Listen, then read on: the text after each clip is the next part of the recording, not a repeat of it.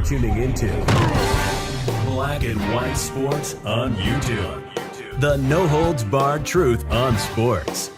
The main event starts. All right, Black and White Sports supporters. Well, isn't it a hell of a note when you got to make a video because you found a media outlet that wrote a positive article about Caitlin Clark? That wrote an article talking about the mistreatment and the mishandling of Caitlin Clark? You actually have to shoot that video because that's like a diamond. That's like a diamond in the rough. That's like finding the blood diamond.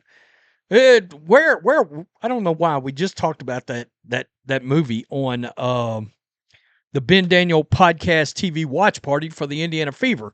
We'll be back on there tonight.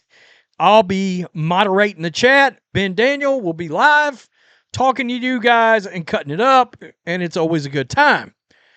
But I saw this and was like, holy shit. This is so rare.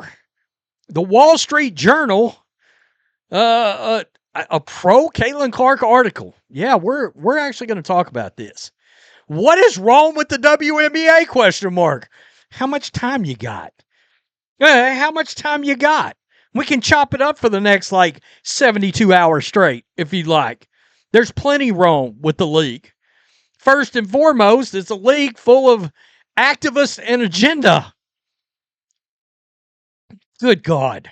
The Women's Professional Basketball League has never really caught on. For decades, the only thing keeping it afloat was money from the cash factory known as the NBA. Wow.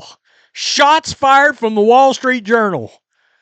Then suddenly, you notice how different this is than Annie Constable or a front office sports or athletic article. Oh my God. No, Paige Beckers is a legend. Paige Beckers. Oh, she's brave, stunning, and courageous. She loves black women everywhere. Oh, Angel Reese. Oh my God, Alyssa Thomas is a victim. Then suddenly, Caitlin Clark arrived. The Indiana Fever guard seemed like the savior the WNBA's been waiting for. She could help get the struggling league off life support. Her charisma and her ability could enable the WNBA to earn its keep. Finally earn its keep. Damn, got to be more careful. She could do for women's basketball what Wayne Gretzky did for hockey, what Tiger Woods did for golf, what the Williams sisters did for women's tennis.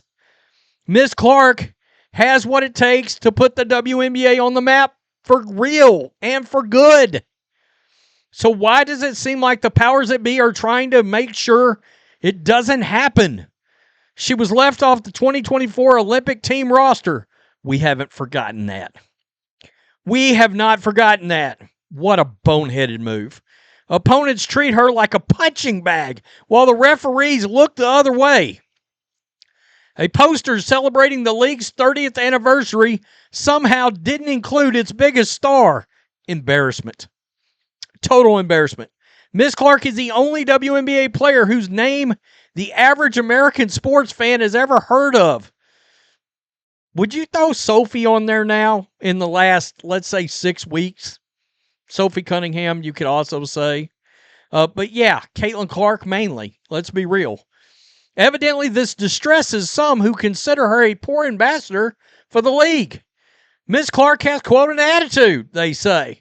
She's emotional on the court. She complains about hard fouls. She has the wrong fans. Oh, bunch of MAGA, racist, hateful fans. Oh, my God. But the WNBA's problem with Miss Clark isn't her behavior or her fans. It's more mutable than that. She's a straight white girl. A media outlet said it. She's a straight white girl in a league whose players, according to The Ringer, are, quote, primarily black and openly queer. Guys, we're talking about professional sports, and this has to be brought up. That's everything wrong with the WNBA. That's everything wrong with it. Let's be real. I don't even know if Caitlin Clark can make this a mainstream league. Because of that. Your everyday American sports fan We do not want to hear about your activist causes. We do not. And we will shut a league off over it. We will turn it off over it. Who in the hell goes out of their way to condense their audiences? This makes Mrs. Clark's success a threat to what some think the WNBA should be. Not a financially independent basketball league, but a political organization with an activist agenda and the Players' Social Justice Council. Who? Matthew Hennessy. Matthew Hennessy, have you been watching this channel? Somebody may be watching Black and White Sports. What's good for these guys personally will be a, where are we at? Here we are. Contrast the WNBA's handling of Miss Clark with FIFA's star making during the World Cup. If you asked an American sports fan 3 weeks ago to name a big international soccer player, you'd likely gotten Lionel Messi or Cristiano Ronaldo for an answer. The World Cup has been a success in part because it has introduced Americans to a slew of soccer personalities they hadn't met. Norway's Erling Haaland, France's Kalina Mapi, Jude Bellingham, and Harry Kane. Oh boy, they came for Harry Kane the other day. They were none too happy with Harry Kane because he golfed with Trump. Oh my God! What's good for the guys personally will also be good for their sport. Americans of all ages are getting into soccer in a way they weren't before, with a zeal that likely will stick. FIFA seems to understand that in a way the WNBA doesn't. That superstars don't grow on trees.